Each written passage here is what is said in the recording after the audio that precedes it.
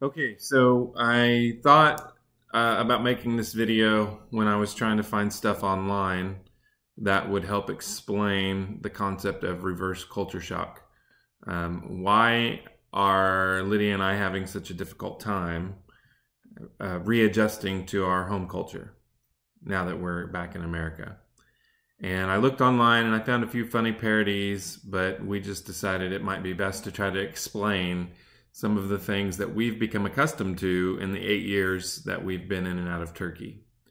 And yes, we're home now for a season. We know the Lord is going to relocate us in a couple of years back over to Europe. So for now, we're in this season of uncertainty wrapped up in reverse culture shock. So if you encounter us, please give us grace. If you think, wow, there's something weird about those people, you're probably right. We are now American and also very much Turkish in our culture, especially our children who spent more than half their lives there. So I just wanted to talk about some of the things that were different for us in Turkey. For instance, when you see people, when you greet people, especially people you know, but sometimes even people you're meeting for the first time, every time you see somebody, you greet them with a kiss. Normally there's a crossover handshake involved where we pull each other close and then we kiss on both sides of the cheek, men and women. It's part of the culture. It's biblical, in fact. Greet one another with a holy kiss. So that's one interesting thing. So, in fact, a story, once I was in Best Buy and I saw an old colleague. I went to reach his hand and I started to pull him in to give him a kiss. And then I realized what I was doing and was able to stop before I actually kissed him. But just know that personal spaces, personal boxes is a thing of the past for us. We are used to being close to people and greeting in a way that is much more intimate than what we greet here in America. Another thing, some funny things, all the toilets in Turkey have butt sprayers. So when you got to go number two, you sit down and there's a little knob next to the toilet and you turn that knob and there's a little hole in the back of the toilet and it sprays water on your butt and cleans you off. And then you use toilet paper to dry and you throw the toilet paper in the trash can. You don't flush it down the toilet. Even in new buildings, you don't flush the toilet paper. So that can be a problem if there isn't a butt sprayer, if you can imagine, a bunch of used toilet paper in a trash can in the bathroom. We don't have that here. Here we get to flush the toilet paper. But you might find in my children's bathrooms a trash can full of toilet paper. And that's why. Fortunately, since coming to America, we've bought some cheap attachments for our American toilets, and we now have butt sprayers on our toilets here. So if you'd like to come experience that, we'd be happy to let you experience that. Another thing, when you go to the movies in Turkey, all of the same movies that are popular here in America are popular in Turkey. If it's not a kid's movie, it comes out in English with Turkish subtitles on the bottom. And every Turkish theater will stop the movie exactly halfway through the movie for an intermission. There's no warning. It doesn't matter what's happening in the movie. Exactly halfway through the movie, all of a sudden, the movie stops, the lights come on, and it's intermission time. We don't have that here, but you get used to it. In fact, we got so used to it, that's when we would plan to go buy our popcorn. We would go the first half of the movie without eating popcorn, and intermission time, we'd go get popcorn and water. Driving is like playing Mario Kart without the weapons. It's like a video game. I loved driving in Turkey. It was definitely offensive driving, not offensive, but offensive driving instead of defensive driving. It was who can get where they're going the fastest. Sometimes 2 lanes became 4 lanes. And even with traffic lights and automatic cameras giving tickets, it was just a very exciting experience. And so now back here in America, I'm driving around, I'm having to slow down all of the time. I can't use my horn. In Turkey, everybody uses their horn. The horn has like its own language. And in America, you use the horn and you better be ready to fight. I mean, it's just people don't use the horn here unless they're angry. So those are some other things. When somebody offers you something, One way that you can say no is to throw your head up and make a tutting sound. So, do you want something? Go. That means no. If somebody offers you something to eat or drink, a perfectly acceptable way of saying no, I don't want it, is to put your hand on your chest and to say thank you. In America, if somebody says, hey, do you want some coffee? And I say thank you, I'm likely going to get a cup of coffee. But in Turkey, if I put my hand on my chest and I say thank you, that's understood to mean no thank you.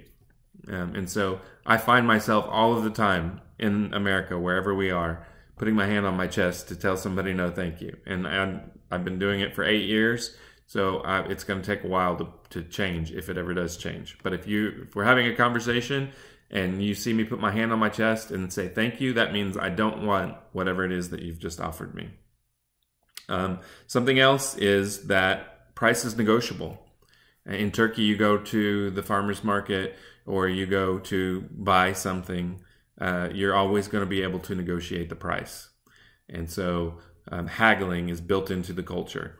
And here it's not. So I've actually fortunately been able to haggle a few things since we've come back into the United States. But by and large, price is price. And not only that, in Turkey, tax is included. So VAT tax or value added tax is included in all the products. So when you go to the store, the price that's on the shelf is the price that you're going to pay. And now that we're back in the States, when we go to check out, we're always forgetting that, $5.99 is before tax, and now there's going to be 9 to 10% added to that. That's a shocker for us.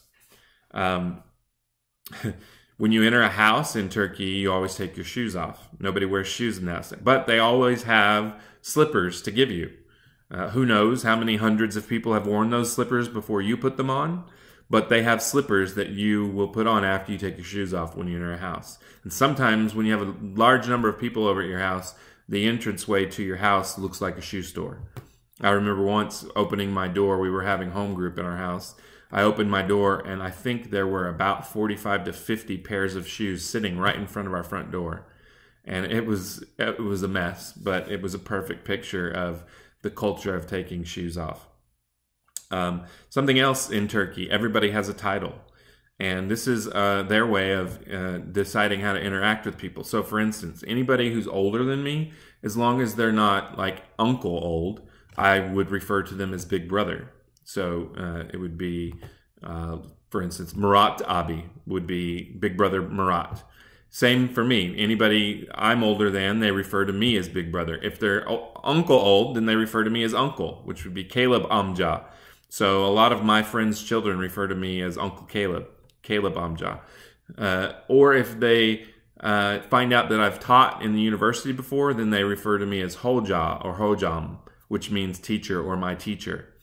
And so that's built into the culture. Abla is big sister. Everybody has a title. It's kind of a term of endearment and also a way to respect people. And you get used to it. And so it's not really, you don't really hear Mr. Camp very often.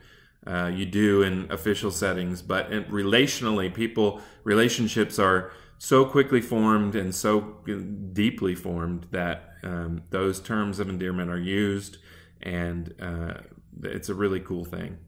And that speaks to the community that's there. Community is much more, it's much less individualistic, and so everything is communal based.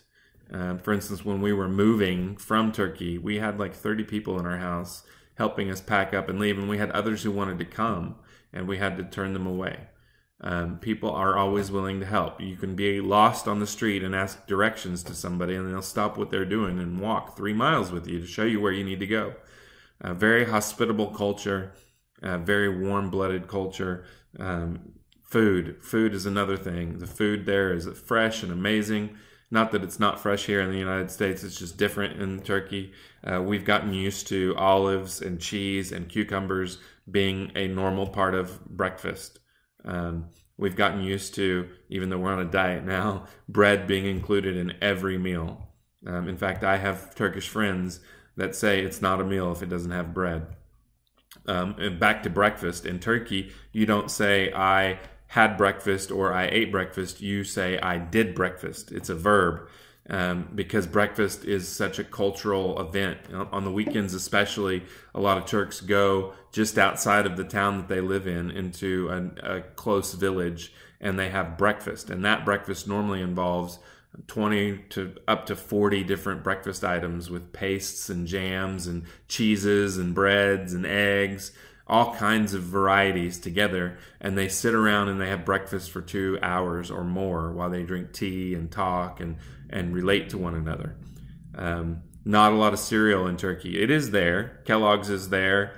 A lot of American brands are there. In fact, even with fast food, I mean, McDonald's, Burger King, Pizza Hut, Domino's, Little Caesars. What are some of the other ones? Arby's, Popeye's Chicken. There's tons of American fast food establishments in Turkey. We have Oreos and M&Ms, all of those things. Doritos, those are all there.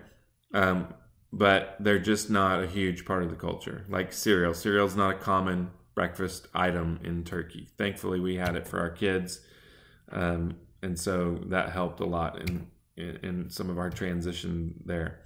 Let's look at my list here and see if there's anything else that I missed. Oh, I can get my haircut, full service haircut, which means I go in and get my haircut.